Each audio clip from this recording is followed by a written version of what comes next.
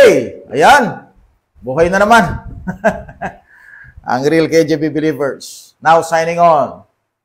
Nawa po ay lahat po ay nasa mabuting kalagayan. We are here at King James Bible Baptist Church dito po sa San Vicente, Tarlac City. And we are continuing with our study on the book of Genesis. We are now on chapter number 29. Ayan, 29 na po tayo, no? So ito po ay patungkol kay Jacob in the journey towards looking for his wife. Okay? Future wife, actually, no? At dito makita natin paano po sila nagtagpo. At ang chapter 28 po nagsabi sa atin, ang dahilan kung bakit po umalis si Jacob ay sapagkat po yun ang utos ng kanyang nanay, ano? Binless siya ni Isaac at galit si Esau sa kanya sapagkat nawala po yung blessing na dapat po ay kay Esau, nakuha ngayon ni Jacob. So Jacob is going to the place of his relatives, no? Yung kapatid po ni Rebecca na kanyang nanay. So let's see, no? Chapter 29 po. Let's read verse number 1 to verse number 14. But before that, no? Kami po bumabati po sa inyo ng isang magandang gabi, no? In behalf of my fellow brother in Christ. Narito po silang dalawa, no?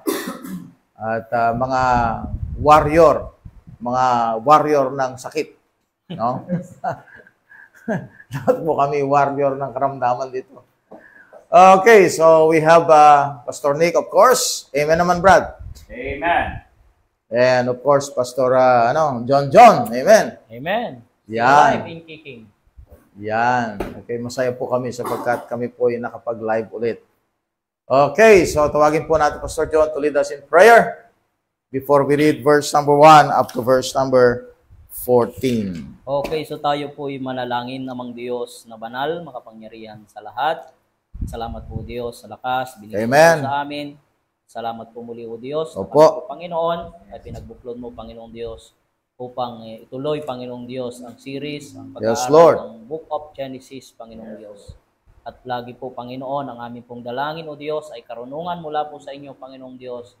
Nawa po ang bawat isa, Panginoong Diyos, ay patuloy na buksan ang isip ang kaisipan, Panginoong Diyos, ay tuloy na bigyan niyo po ng kaunawaan, Tama Panginoon, po.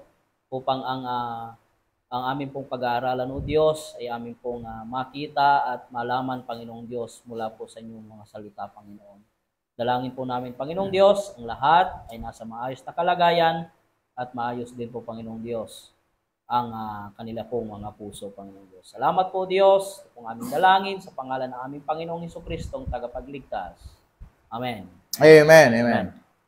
Okay. No, marami po tayong pwedeng malaman dito po sa chapter 29. Okay? At lilitaw na po dito ang ilan sa mga anak ni Jacob. Okay? Alright, so tignan po natin ang istorya. No? So makita natin po yung origin ng nation ng Israel. Dito po natin makikita. Okay? Okay, Genesis chapter 29 verse 1 to 5. The Bible said, "And Jacob went on his journey and came into the land of the people of the east. And he looked, and behold, a well, and the field, and lo, there were 3 flocks of sheep lying by it. For out of the well they watered the flocks, and the great stone was upon the well's mouth. Yep. And thither were all the flocks gathered, and they rolled the stone from the well's mouth, and watered the sheep, and put the stone again upon the well's mouth and his place. And Jacob said unto them, My brethren, whence be ye?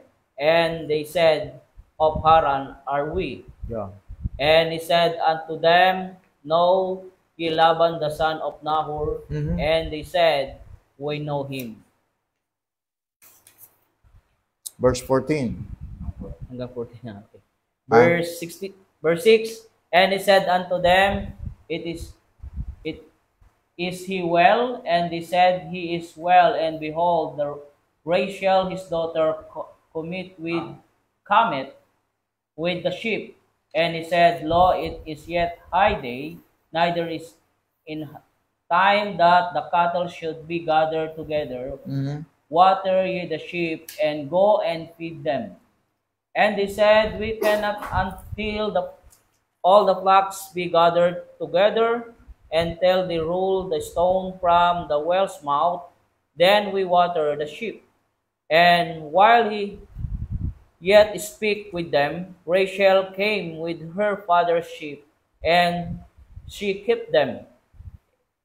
And came to pass, when Jacob saw Rachel, the daughters of Laban, his mother's brother, and the sheep of Laban, his mother's brother, that Jacob went near and rolled the stone from the well's mouth, and watered the flock of Laban, his mother's brother. And Jacob kissed Rachel, and lifted his voice, and wept. And Jacob told Rachel that he was her father's brother, and that he was Rebekah's son, and she ran and told her father. And it came to pass, when Laban heard the tidings of Jacob, his mother's son, that he ran to meet him, and embraced him, and kissed him, and brought him to his house, and told Laban all these things. And Laban said him, Surely thou art my bone and my flesh. And he abode with him the space of a month. Verse 15. Okay, verse 14. Tama. Okay, so ano lang po natin, comment lang po natin ito, no? Dito po natin makita kung paano na-meet ni Jacob ang kanyang future wife, no? At kung inyong alalahanin, babalikan po doon sa istorya ni Eliezer, no, looking for a wife for Isaac, no? Parang ganito yung situation, ano? Na si Abraham, inutusan niya si Eliezer sa lugar ng Padan Aram to find for a wife for his son Isaac.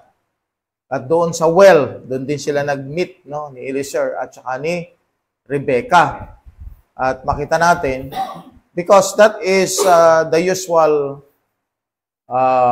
source of livelihood during that time, no, yung pag-aalaga ng mga hayop. So usually yung well, no, yan ang pinupuntahan because nangangailangan ng tubig ang tao, nangangailangan ng tubig ang hayop.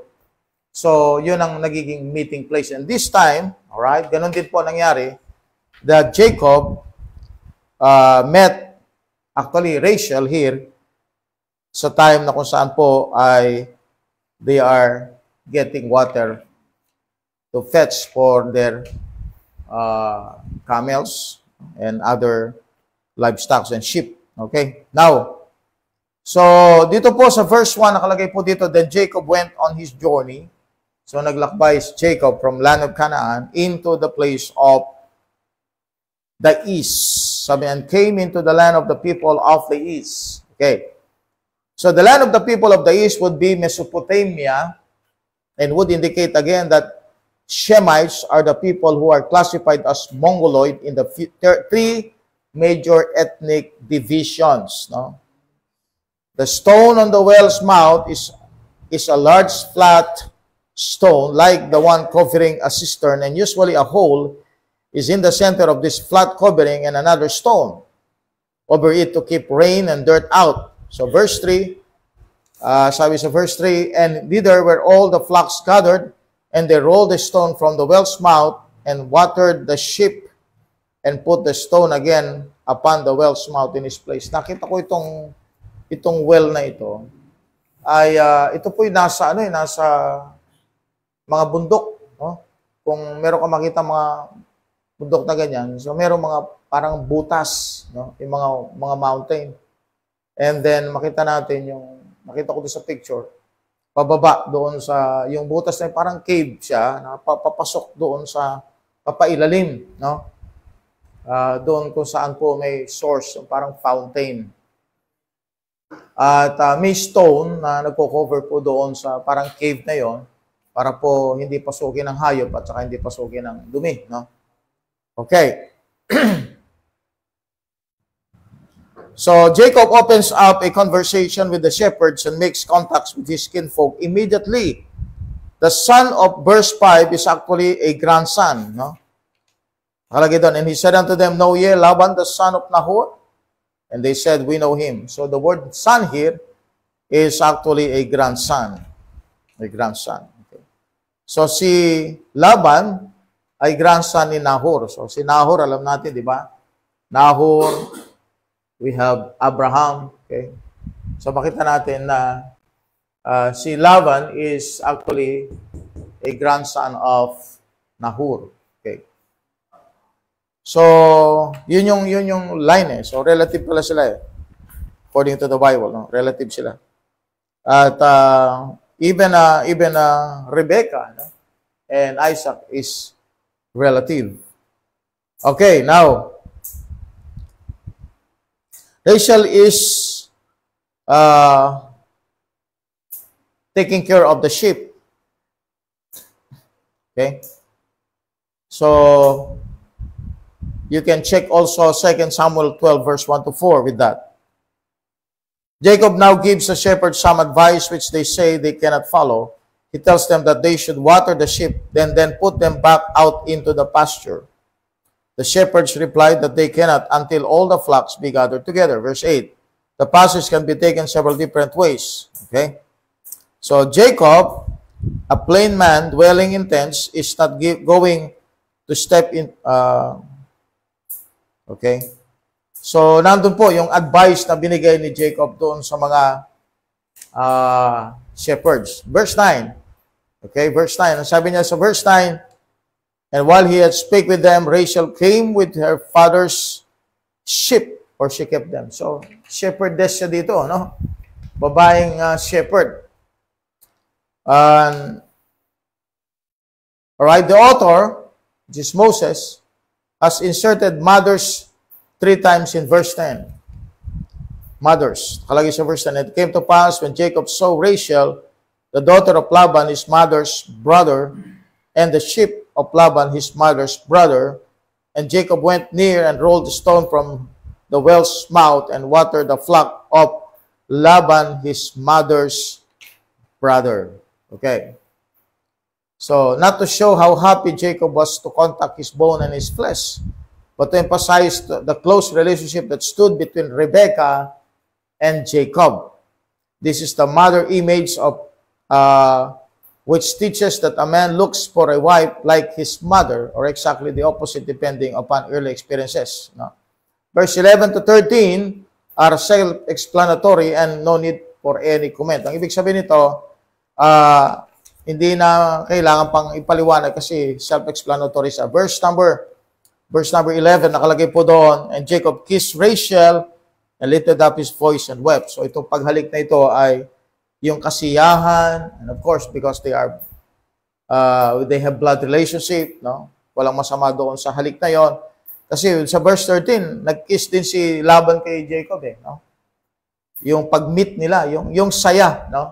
Dahil sila magkadugo at nagkita sila, no? At itong time na ito, they are both happy. And Jacob told Rachel that he was her father's brother, and that he was Rebekah's son, and she ran and told her father. No? Yung word na run dito, talagang tumakbo yung babae. Quick itong mga babae noon, no? Kaya hindi sila parang dalagang Pilipina na very slow sila. They run, no? And it came to pass, then Laban heard the tidings of Jacob, his sister's son, that he ran to meet him and embraced him and kissed him and brought him to his house, and he told Laban all these things. No? And Laban said to him, surely thou art my bone and my flesh, and he abode with him the space of a month. No? So nag-stay siya sa loob ng isang buwan. Okay? So dagdagan pa po natin yung ating nakita dyan. Right? Verse 6. Okay? Verse 6. Balik tayo sa verse 6. And he said unto them, is he well? And they said, he is well. And behold, Rachel, his daughter, cometh with the sheep. I think this is the first time na ito ay lumitaw, no? Itong si Rachel, first time, no? Sa Bible. Now, Rachel is one of the 10 most mentioned women in the Bible. The first one is Sarah. The second one Rachel. The third one, Leah. And the fourth one is Rebekah. Okay? All these women are Syrians or Babylonians. No? So they are Gentiles. There isn't a Jew in the lot. No? They are Gentile Syrians. So si Sarah, si Rachel, si Leah, si Rebekah, they're all Syrians. They are Gentiles. So yung fifth one is Jezebel. The sixth one is Mary. And the seventh is Miriam, Moses' sister. The eighth one is Abigail, David's wife. The ninth one is Mary Magdalene in the New Testament. The sixth one is Mary, the mother of Christ. The eighth one is Abigail, David's wife. And the ninth one is Mary Magdalene. And the 10th ones are Hagar and Martha. Okay. So, in verse 11, you will see here, and Jacob kissed Rachel and lifted up his voice and wept. No? Dito, naging prominent na itong si Jacob, no? Sa istorya. Leaving Isaac. No? Leaving Isaac. So, malis na yung istorya kay Isaac, now moving to Jacob. Now, Jacob is the fourth most mentioned man in the Old Testament. David is mentioned the most times, Moses the next, Aaron the next, and then Jacob. After him is Saul is mentioned the most, then Abraham, then Solomon, then Joseph, then Joshua, then Jeremiah. Adam is mentioned only 30 times. Okay. Now, let's move po tayo sa verse 15. Okay, check natin po ito, verse 15 to verse 30. Verse 15, and Laban said unto Jacob, because thou art my brother, shouldest thou therefore serve me for naught? Tell me, what shall thy wages be? And Laban had two daughters, and name of the elder was Leah. Yep. And the name of the younger was Rachel. Leah was tender-eyed, but Rachel was beautiful and well-favored. And Jacob beloved Rachel, and said, I will serve thee 7 years for Rachel, the younger daughter. And Laban said, "It is better that I give her to thee, that I should give her to another man, abide with me." And Jacob served 7 years for Rachel, and they seemed unto him but a few days for the love he had to her. Wow. And Jacob said unto Laban, "Give me my wife, for thy days are fulfilled, that I may go and unto her." And Laban gathered together all the men of the place and made a feast. And it came to pass in the evening that he took Leah his daughter and brought her to him. And he went in unto her.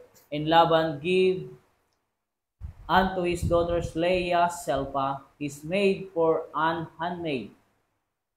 And it came to pass that in the morning, behold, it was Leah. And he said to Laban, "What is this thou hast done unto me? Did not I serve with thee for Rachel? Wherefore then hast thou beguiled me?" And Laban said, "It must not be so done in our country, to give the younger before the firstborn. Fulfill her week, and we will give thee his also for the service which thou shalt serve with me yet 7 other years." And Jacob did so, and fulfilled her week, and he gave him Rachel his daughter To to wife. wife also. And Laban gave to Rachel his daughter Bilhah his handmaid to be her maid. And he went in also unto Rachel, and he loved also Rachel more than Leah, and served with him yet 7 other years. All right. Okay. So, tandaan po natin, So, our study is, okay, dito yan. So, this is under grace before the law, no? Wala pa si Moses dyan. So, of course, wala pa yung Mosaic Covenant. Under grace pa ito. Okay. Now, kung inyong makikita, very simple ang marriage. Marriage nun, wala nga ceremony, no? Makita mo yung tatay mismo ang nagdadala doon sa tent, no, ng lalaki. No? Kasi nung matulog itong si Jacob, ang nagdala ng babae ay si Laban. No? Kaya paggising niya, hindi si Rachel ang kanyang katabi, kundi si Leah.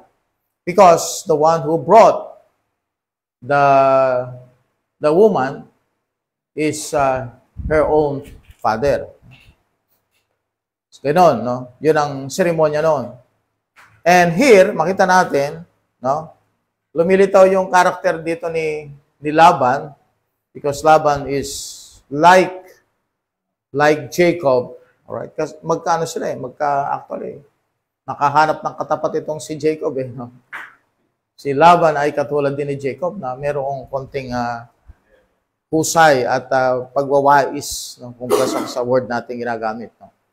At for 7 years, no, nag-serve itong si Jacob for Rachel actually.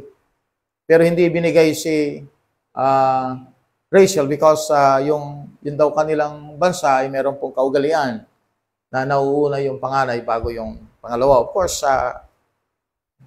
ang purpose talaga ni Laban dyan is for have a free labor. Free labor. 7 years. Okay, nag-serve siya. And then another 7 years for Rachel. Okay. So makita natin yung word na weeks, no? Yung word na weeks. Lagyan natin dito. Ito ko na lang isusulat. Okay. Yung word na weeks dyan, her week kanya. Actually, this is 7 years. No? 7 years. Kaya makita natin yung description, okay? Yung description ng 7 years of tribulation period. This is the 70th week. 70th week of Daniel. Right? Itong Great Tribulation period. Yan, no? So, 1 day is equivalent to 1 year. So, nung na-serve niya yung 1 week ni Rachel, okay, yon. binigay na ngayon si Rachel. So, that will give us some hint kung bakit po ginamit po yung sa Book of Daniel, yung 70th week. No? This is 1 week. 1 week is equivalent to 7 years. Okay, now,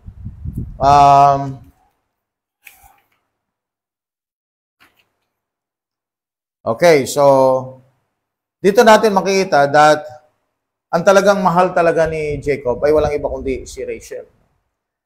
For what reason? Beauty. No? Men are attracted with beauty. Sabi nga nila, Leah has beautiful eyes. Pero hanggang doon lang, sa eyes lang siya. Pero si Rachel is really beautiful, no? Compared doon sa kanyang sister. Kaya makita mo na napilitan na lang itong si Jacob because una, sapagkat nag-serve na siya, no? Nag-serve siya ng 7 years. And the meaning of Leah means what? Means wearied, no? Alright? Wearied. Dull or pinning. His tender eye, according to verse 17. Leah was tender-eyed, but Rachel was beautiful and well-favored. So, yung maganda lang talaga kay Leah, yung mata. No? May mga ganong babae. No? So, the word for beautiful always referred to beauty of form. So, the bodily shape or appearance of a woman. No?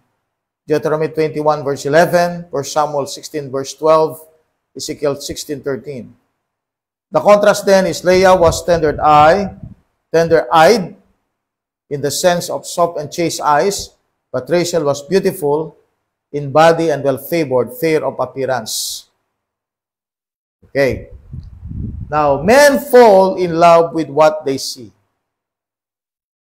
So, it is a love at first sight for Jacob, and for wages he asked Laban for the hand of his daughter in marriage. Verse 18.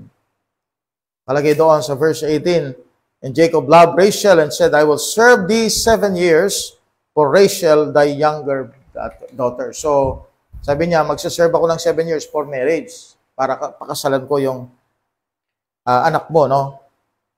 So, what happened is that hindi nangyari po na sila naging mag-asawa because Leah was given to Jacob. But Jacob stays in love 7 years in verse 20. And Jacob served 7 years for Rachel, and they seemed unto him for but a few days for the love he had to her. So in love siya, no? Iba talaga yung nagagawa ng in love, Brad. No? Kahit 7 taon na, Brad. No? Yung 7 years, parang 7 araw lang. No? Ganun pala nagagawa ng pag-ibig. Because of the dreamlike trance that he is in. Okay? So, makita natin yung talagang mga awitin na talagang, yung mga awitin, mga love song, no? Kita natin na hindi nila inaalintana yung hirap at sakripisyo. Makuha lang nila yung oo at pag-ibig ng babae. Okay? So, makita natin that Laban beguiled Jacob. No? So, yung word na beguiled, okay, so verse 25, nag-appear yun. And it came to pass that in the morning, behold, it was Leah, and he said to Laban, what is this that thou hast done to me? Did not I serve thee for Rachel? Wherefore then thou hast beguiled me? No? Beguiled, dinaya. No? And let's go to the book of 2 Corinthians. We have here in chapter 11, okay, yung word na beguiled, no? I-connect natin ito dito. Sa 2 Corinthians 11. 2 Corinthians chapter 11. Alright? So, yung word na beguiled. Okay. Beguiled. Sa verse 3. So, yung word na beguiled. Okay. Yan din yung word na ginamit kay Satan. No?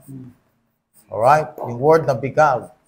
It was used to Laban, and it was used also to Satan.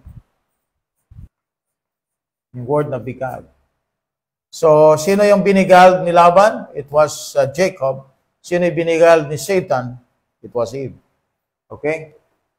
So, pandaraya, no? Yung word na beguiled. Dito natin makita yung character ni Laban. No? Laban as a character. Doon po sa Mosaic Covenant,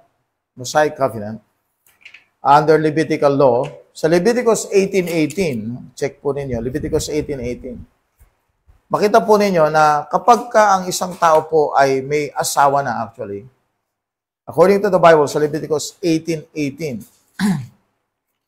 Alright? Leviticus 18:18. Check natin to.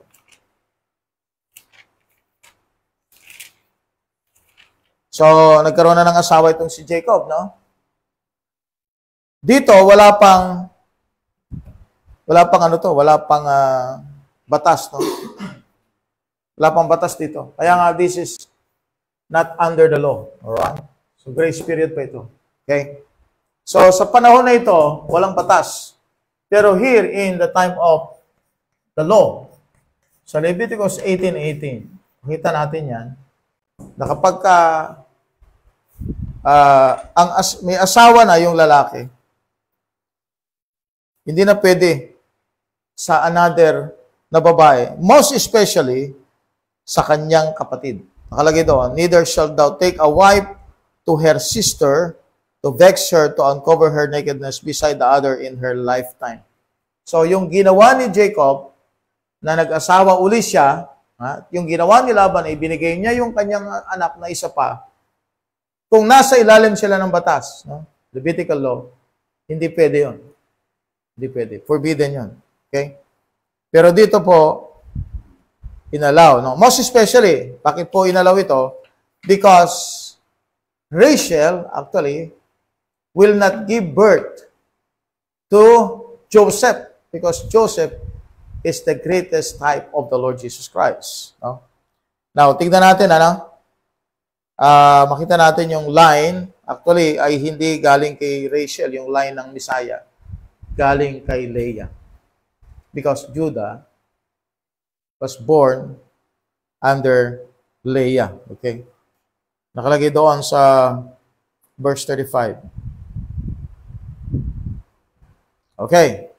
Now, pero yung greatest type ay pinanganak ni Rachel. The greatest type of the Lord Jesus Christ. That is Joseph. Okay, tuloy po natin ang ating pagbabasa, mga kapatid. No? Makita ninyo,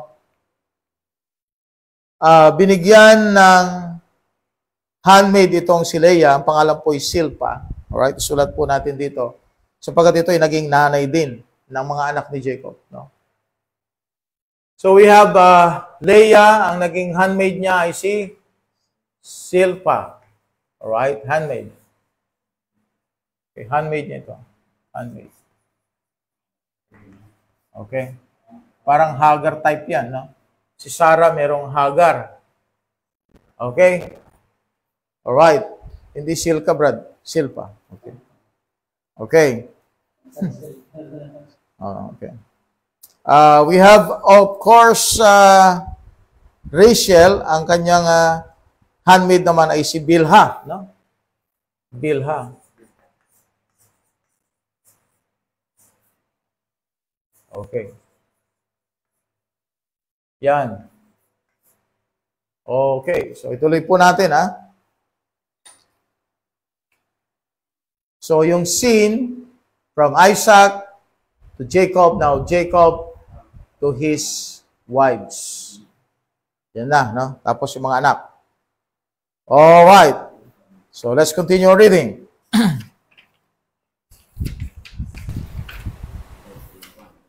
Verse 31 hanggang 35. Verse 31, and when the Lord saw that Leah was hated, he opened her womb, but Rachel was barren. Okay. And Leah conceived and bare a son, and she called his name Reuben. And she said, surely the Lord hath looked upon the affliction, now therefore my husband will love me. And she conceived again, and bare a son, and said, because the Lord hath heard that I was hated, he hath therefore given me this son also. And she called his name Simeon.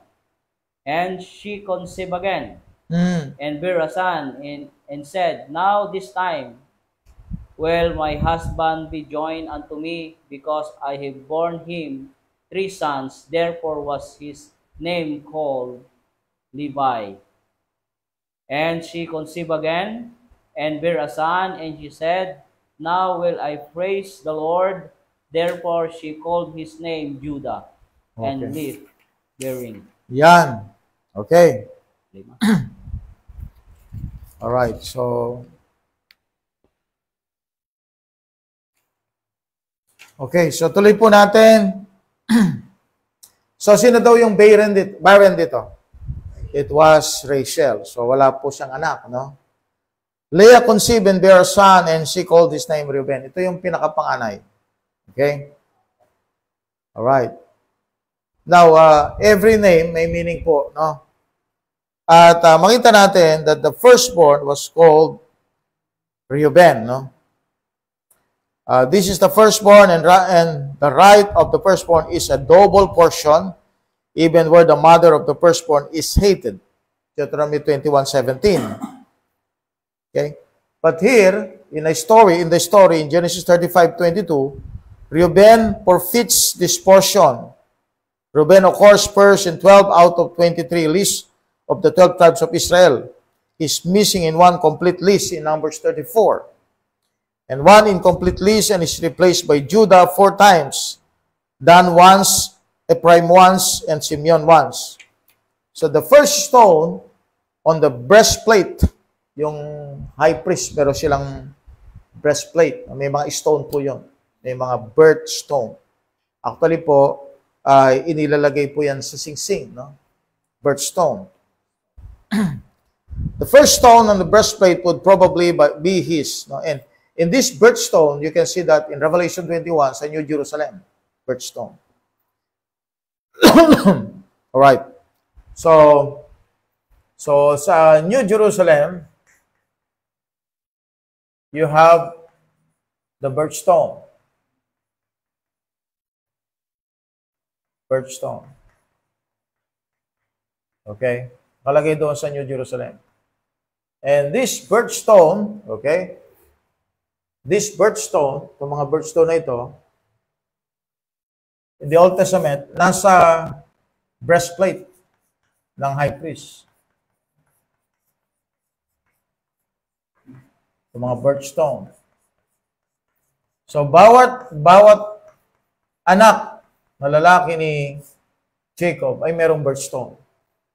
So, this birthstone, okay, yung 12 sons, may birthstone sila. And this birthstone can be seen in the breastplate of the high priest. High priest. And this birthstone also can be seen in the New Jerusalem. Revelation 21. Okay. So, yan po kung paano nag-ugnay-ugnay yan. No? Kaugnay yung mga anak ni Jacob. Kaya nga, sa New Jerusalem, nandun yung kanilang mga pangalan, no? Mga gates. Alright? The names of the 12 tribes of Israel. Okay, we have Reuben. So, ano yung kanyang, anong kanyang birthstone? Exodus 28, verse 9 to 10. Exodus 28, verse 17 to 21. The birthstone is sardius stone. And you can see that in Revelation 21:20, Ezekiel 28:13. Pero nandun din sa breastplate ng Lucifer. Exodus 39:10. This is the sixth foundation of New Jerusalem, Revelation 21:20.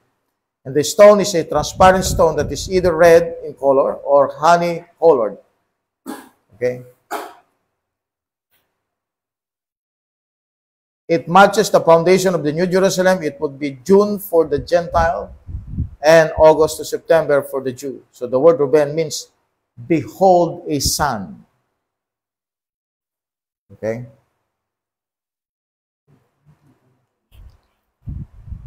Then, in verse 33, because the Lord hath heard that I was hated, he hath therefore given me this son also, and she called his name Simeon. Okay? So, Simeon, siya po yung second son And this word means hearing.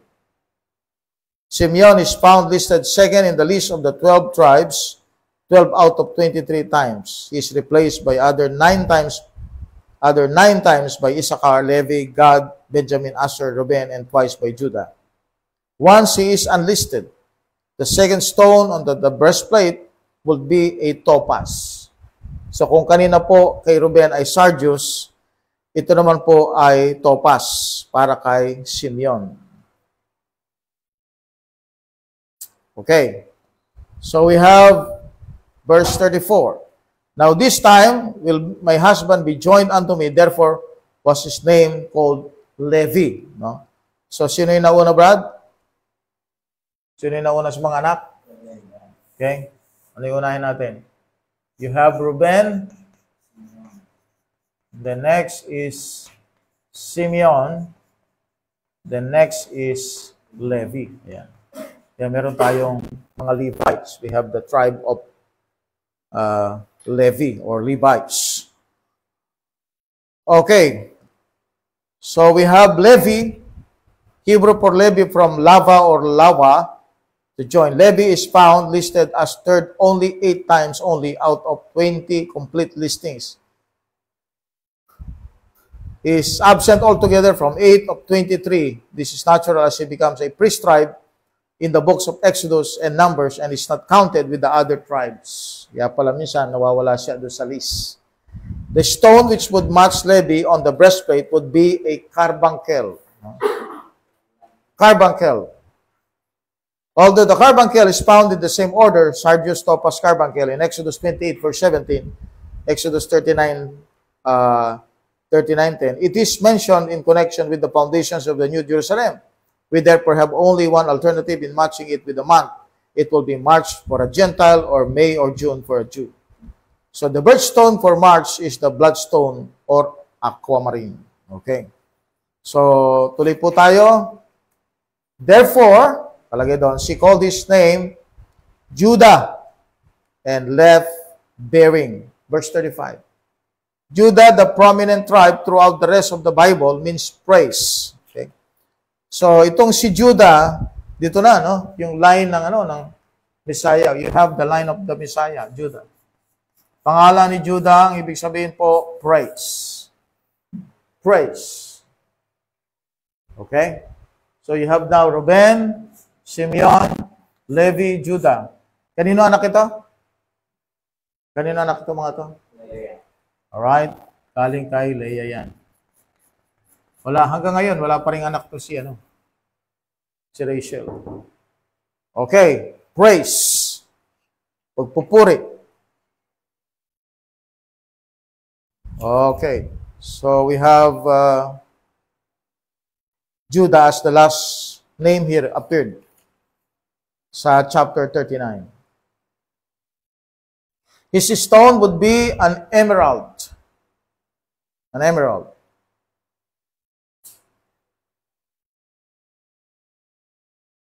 Okay?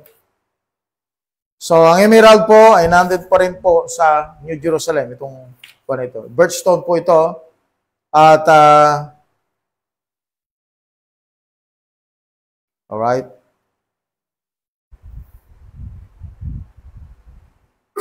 Having indicated the matter in which this format should be set up, matching the apostles with the patriarchs, with the months, with the birthstones, and with the signs of the zodiac, with the 12 Gentile nations, Deuteronomy 32, verse 7 to 8, we shall list the remaining sons of Jacob without a great deal of comment. No?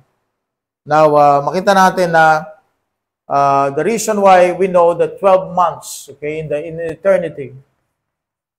Kaya dito nakuha sa eternity yung 12 months. No? 12 months plus the zodiac sign, 12 months. Alright? 12 months silang magpapartake doon sa tree of life. 12 months. So 12. 12 will be the number in eternity. 12. Because ito yung number ng mga apostles at the same time number ng mga sons of Jacob. Okay, so doon natin makuha yung 12. 12 months, 12 manner of fruits. You see that? The 12 months. Okay, sa eternity, every month, pupunta sila to take the tree of life. Every month po yun. Every month. Every month. 12 months.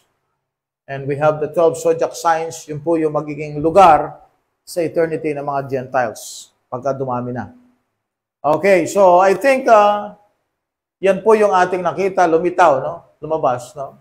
Una, recapitulate natin. So, from Jacob, okay, so nagpunta siya from the land of Canaan, went to Haran, no? Padan Haran. So here, he met the wives of Jacob. And then Laban, of course. Okay? So, nabubuo na po unti-unti yung line ng Messiah. No? We have here, Abraham, Isaac, Jacob, and then the 12 sons. Alright? From here, lumitaw po yung name ng Judah, which means praise. Alright? Here, praise. Dito na lilitaw yung line ng Panginoong Jesucristo. We have also here, lilitaw po dito, yung anak ni Rachel na si Joseph, which is the greatest type of the Lord Jesus Christ. Dito na lilitaw, kay Rachel. Okay, so yun po yung ating nakuha, nalakap na impormasyon sa Genesis chapter 29. And hopefully, na kayo po ay nakakuha, no, ng ilang mga pag-aaral ngayon sa ating pong Bible study ngayong gabi, no? Dito po sa Real KGP Believers. Okay, so we have chapter 29, the book of Genesis. Kung meron po kayong mga katanungan, mga kapatid, no, please indicate nyo lang po sa ating comment section.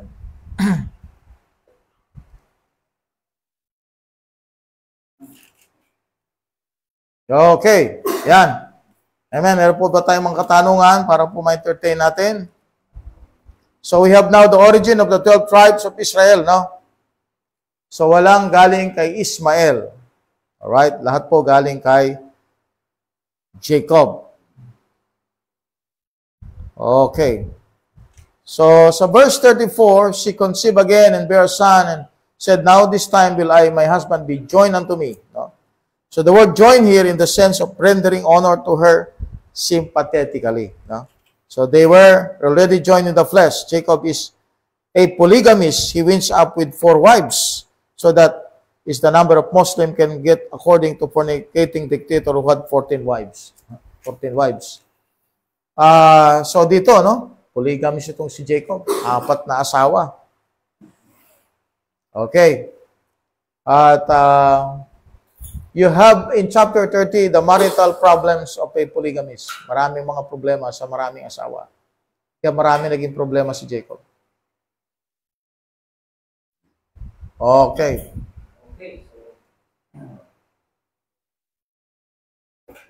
So bukas. Sino po legal wife po? Legal? Lahat sila asawa niya. Tinawag silang wife lahat. So hindi po sila tinawag na concubine yung isa. Tinawag talagang wife. At nung panahon na yun, walang papel, walang judge, walang court, no? Walang document, basta nagsiping, no? Married na. Kaya makita ninyo, yung basic understanding natin sa marriage is flesh joining flesh. Nauna yan, si Adam at saka si Eve. Tapos the rest ng mga nag-aasawa nung panahon noon ay wala ng ceremony, wala ng court hearings, wala ng court hearings, wala ng mga legal matters, everything. Pagkayari po ng sila po ay, di ba, gumawa na ng, they mate. Yun na po, yun na yun. Mag-asawa na. Okay? At dumating na doon sa point ng panahon natin ngayon na hindi na pwede yun. Okay? I think sa ibang mga some tribal people, no, nangyayari pa rin yan. Kasi nga, hindi naman sila kasi talagang involved sa civilization, no? Kaya nagagawa pa yan. Maybe, no? Sa mga lugar ng mga Mangyan area, sa lugar ng mga Aitas, no? Sa lugar niyo, Brad, ala ba doon? Sa Ungot, no? Oh. Okay. Doon sa mga malalayong lugar, no? Ano ba yun sa mga Muslim? Lumad ba yan? Lumad ba tawag nila? Okay. So mga tribal people, nangyayari pa rin yan. Of course, sa Muslim religion, no? Sa Muslim religion, may kasalan, pero extended yung kanilang mga asawa. 4, no? 4 yung asawa. Okay. Lahat yun, legal wives lahat yun. Under ng batas ng Muslim. So this time, dahil po sila ay under grace, okay? So, walang batas na sumasaklaw sa kanila. Okay, so kaya nga ang pinakita lang dito, actually, maraming pangyayari yan sa buong mundo, no? Para bang na sentro lang yung focus kay Jacob. Kasi nga, ang tinitingnan na natin dyan, yung origin ng Israel, at of course, yung origin ng Messiah. Saan galing yung Messiah? Thank you po sa kaalaman po. Amen. Welcome po. Amen. Shout out po tayo. Shout out po tayo, no? Na-miss natin yung shout out. Yes po. Shout out to Sister Caliana Rose Gonzales Nicolas, Yan. Sister Angeline Guloy, Brother Luis Antonio Sia, Wilson Lard Lungakit, Pulintan, Sobesa Miriam, at si Tess Vidal Villanueva, Aha. Eunice Amen. Valdez, Jennifer Pascual, Ex Taraki, Jocelyn Asam, Jeric Villarruel, Marites Hison, Michelle Buliser Burgos, John Mar Hernandez. Ito. Ayan, si John Mar. Ay, ano to? Pastor Raymond. Pastor Raymond Atanasio. Yeah. Baliktad kasi pangalan eh. Yan. Eloisa Asuncion, Cesar Azar Alcantara. Amen, amen. Yan, at maging po si Lene Arquisal Haja. Yan. Ramon Candelaria. Yeah. At si Eniza, si Jason Villanueva Lanyuan, si Oscar Lima. Yan, ang dami nito 6 sila. Si Pastor Alan Estela, Lainey Charmaine, Brother Elmer Santos, Mitoy Mitay, amen. Phil Pardillo Traya, Yup. Remeo Riquizo. Oh, si Pastor Riquizo. Yeah, Pastor. Sa ano pa yan? Sa Apari. Apari Oo, Apari pa yan. Makarating na sinig dyan. Norm Labitoria. Si Denzel Nerp. Si Aned Cagas Binetes. Garcia Johnny Lynn. At maging po si Haralyn Lorido. Amen. Amen. Mahirap basahin eh. Yan. So, sa lahat po na nasa comment section. Praise the Lord. Yan, Maraming salamat po sa inyong pag-subaybay ngayong gabi.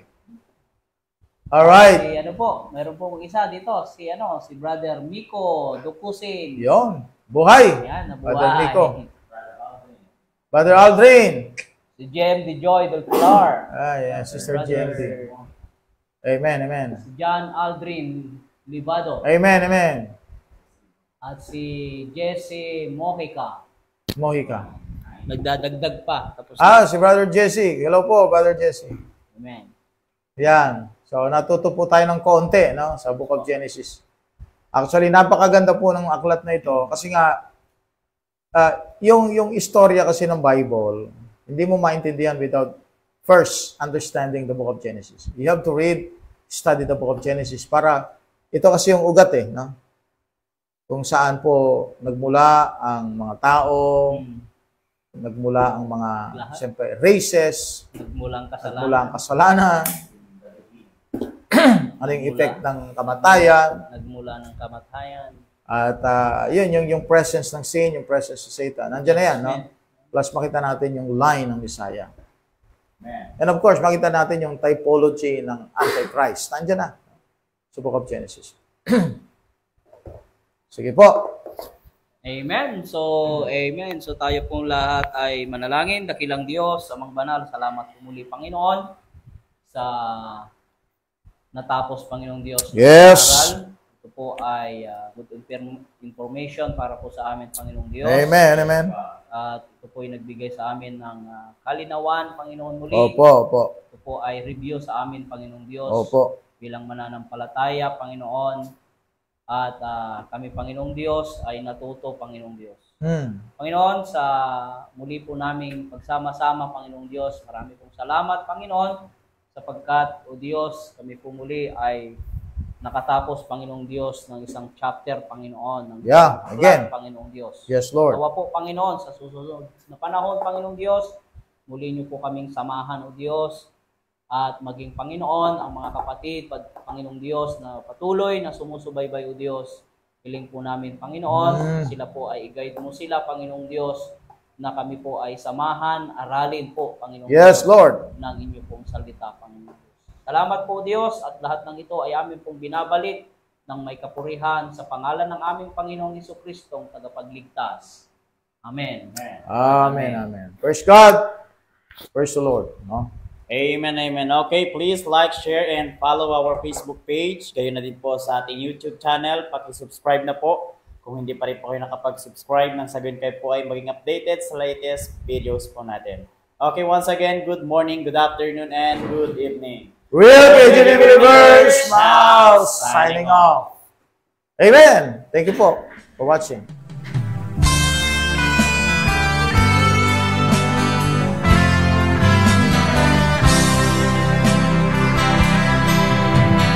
Heaven is my home. I'm just a stranger in this world. I'm on a journey, and I'm not here to stay. I'm heaven bound, where I will live eternally. Jesus, my Savior, He's waiting there for me.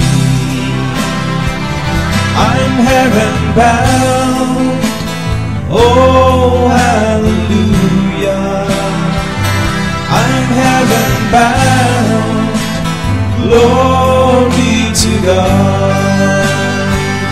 I'm on my way to that fair land, where the saints of God are bound. Jesus made the way, now I'm heaven bound.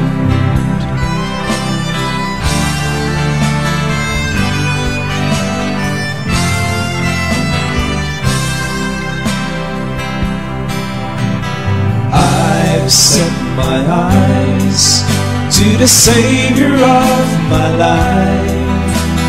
Nothing in this world could separate me from His love. Though sometimes the road is rough, sometimes I feel I had enough, but the grace that brought me to Him will carry me until the end. I'm heaven bound, oh hallelujah. I'm heaven bound, glory to God. I'm on my way to that fair land, where the saints of God are bound. Jesus made the way, and now I'm heaven bound. I'm heaven bound, oh hallelujah. I'm heaven bound, glory to God. I'm on my way to that fair land where the saints of God are bound. Jesus made the way, and now I'm heaven bound. Jesus made the way, and now I'm heaven bound. Jesus is the way,